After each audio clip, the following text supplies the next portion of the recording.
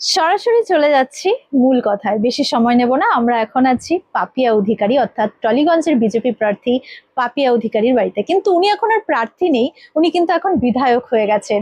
একেবারেই মানুষের উচ্ছ্বাস আনন্দে কিন্তু একেবারেই পুরো টলিগঞ্জ মুখরিত হয়ে উঠেছে তাকে বিধায়ক হিসেবে পেয়ে। দীর্ঘ 15 বছরের এই লড়াইটা কিন্তু একেবারেই ছোট ছিল না, আর সহজও ছিল না। খুব কঠিন এই লড়াই পার হয়ে আজ তিনি কিন্তু টলিগঞ্জের বিধায়ক। এখন দেখার বিষয় তিনি যেসব প্রতিশ্রুতিগুলো দিয়েছেন সেগুলো কতটা রাখতে পারেন। আজ ওনার সঙ্গে এই সব নিয়েই কথা বলবো। তিনি টলিগঞ্জের উন্নয়নের কোন কোন দিকগুলো থেকে কাজ শুরু করবেন, তার বাড়িতেই আমরা আছি। চলুন সরাসরি কথা বলে নিই। অভিনন্দন। মানুষের উচ্ছ্বাস একেবারেই টলিগঞ্জে কিন্তু একটা উৎসবের মেজাজ চলছে। একদম। এই লড়াইটা কিন্তু সহজ ছিল না, কারণ দীর্ঘ 15 বছর ধরে এই যে তৃণমূলের একটা শক্ত ঘাঁটি টলিগঞ্জে এত বছর ধরে তারা রাজত্ব করেছে, সেখানে সিংহীর মতন এসে আপনি একেবারেই কিন্তু সেই টলিগঞ্জের মসনদটা দখল করে নিয়েছেন। তো এই ব্যাপারটা আপনার কাছে কতটা চ্যালেঞ্জিং ছিল?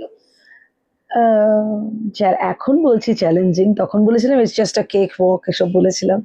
হ্যাঁ, তা নইলে মানুষ ভাববে কি করে যে বাবা চ্যালেঞ্জিং হলে তো তাহলে তাকে ভোট দেবো না। হ্যাঁ, তো এখন বলছি যে 20 বছর ধরে তো শিকড় গেড়ে বসেছিলেন, তা সেই রাক্ষস খোকসকে তাড়ানো, মানে আমার নাম জায়ান্ট কিলার, তাহলে জায়ান্ট কিলার যদি হতে হয় তাহলে তো জায়ান্ট মানে রাক্ষস।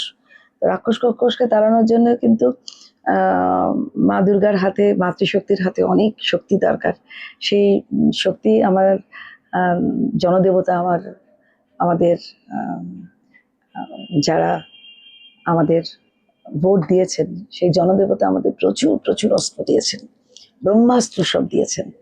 সেই ব্রহ্মাস্ত্র দিয়ে আমরা রাক্ষস কেটে দিয়েছি। এখন তাদের না কোনো ক্ষমতা আছে, না কোনো তাদের কথা চলবে। We are independently leading a Democratic সংসার। দীর্ঘ 15 বছর ধরে মানুষ কেন আপনাদের ওপর বিশ্বাস রাখতে পারেনি? হঠাৎ এমন কি হলো যে এইবারের নির্বাচনে মানুষ আপনাদের উপর আস্থা রেখেছেন? কারণ এবার আর কোনো চয়েস নেই তো, কারণ অন্যান্য 21টা স্টেটে যেরকম চলছে সেটা তো তারা দেখছেন, তারা সর্বত্র শুনছেন, তারা সর্বত্র যাচ্ছেন যে বিজেপি সরকার তাদের জন্য কি কি করেছেন, এমনকি মুসলমান ভাইদের জন্য কি কি করেছেন সেটা তারা গিয়ে গিয়ে দেখেছেন। How properly and how well they are placed. তাই তাদের পক্ষে কোনটা ঠিক সেটা মেনে নেওয়া, কোনটা পিক আপ করবার আর কোনো সন্দেহের অবকাশই ছিল না। So so we are here. এবং আমাকে মধ্যবিত্ত সমাজ খুব পছন্দ করেছে, আমাকে শিক্ষিত সমাজ খুব ভালোবেসেছে, আমাকে একদম সাধারণ মানুষ আমার এই সিম্পলিসিটিকে খুব পছন্দ করেছেন। তো আমি ইসলামেও গেছি, অনেক বস্তিতে বস্তিতে ঘুরে বেরিয়েছি, তারাও আমার এই সিম্পলিসিটিকে খুব দুহাত বাড়িয়ে গ্রহণ করেছেন। So I am accepted by everybody. তাই আমি নিজে খুব খুশি যে আমাকে এইভাবে সাধারণ মানুষ আমাকে এইভাবে বুকে টেনে নিয়েছেন এবং আমাকে ভরসা করেছেন, আমাকে বিশ্বাস আমার উপর রেখেছেন এবং ভয়কে আউট করে দিয়েছেন। দিদি, বেশি সময় নেব না, কারণ নতুন একেবারেই বিধায়ক হওয়ার পর এখন অনেক কাজ থাকবে হাতে। আর দুটো প্রশ্ন, সেটা হচ্ছে বিধায়ক হওয়ার পর বা তার আগেও যখন আপনি প্রচারে গেছেন, টলিগঞ্জের কোন দিকগুলো মনে হয়েছে যে আমি বিধায়ক হওয়ার পর প্রথমে আমি এই উন্নয়নের দিকগুলোতে হাত দেব? গিয়েছেন, কিচ্ছু ঠিক করেনি, শুধু বাইরে আলো দিয়ে সাজিয়েছে, রাস্তাঘাট, পুকুর, জমি, তারপরে স্কুল বন্ধ করে দিয়েছে, এই সমস্ত অনেক কিছু করেছেন। আর টলিগঞ্জ আমাদের ফিল্মের যে আসল জায়গা, আমাদের ফিল্মের যে কারখানা, সেই স্টুডিওগুলো খুব কোনো সংস্কারই হয়নি, সেইগুলো সব ঠিকঠাক করতে হবে। এবং আর্টিস্টরা যাতে ঠিকঠাক মতো মেকআপ রুমে থাকতে পারেন এবং টেকনিশিয়ানসরা যাতে একটা মোটামুটি কমফোর্টেবল জায়গায় বাতাবরণে যেন কাজ করতে পারে, এই সমস্ত করতে হবে। অ্যান্ড অলসো সবাই যাতে কাজ পায়। আমার অনেক প্ল্যানস আছে, সেগুলো পরে ধীরে ধীরে জানাচ্ছি। যে সবার হাতে হাতে কাজ, সবার পেটে পেটে ভাত এবং সবার মাথায় মাথায় ছাদ, এগুলো দিতে হবে।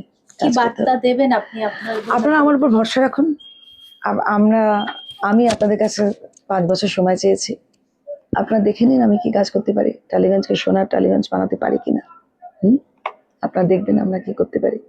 আমি আমার যে লিডার্সরা ভারতীয় জনতা পার্টি পৃথিবীর সব থেকে বড় দল, তারা যখন আমার উপরে এরকম ভরসা রেখেছে এইরকম একটা চ্যালেঞ্জিং সিটে কন্টেস্ট করার জন্য, তখন তারা নিশ্চয়ই ভরসা রাখবেন আমি পরবর্তীতে কি কি করব। আমি নিশ্চয়ই তাদের জিজ্ঞেস করবো যে what best I can do for you. তারা যদি বলেন yes, go on, go ahead, carry on, আমি তাদের মতো কাজ করবো। থ্যাংক ইউ সো মাচ দিদি।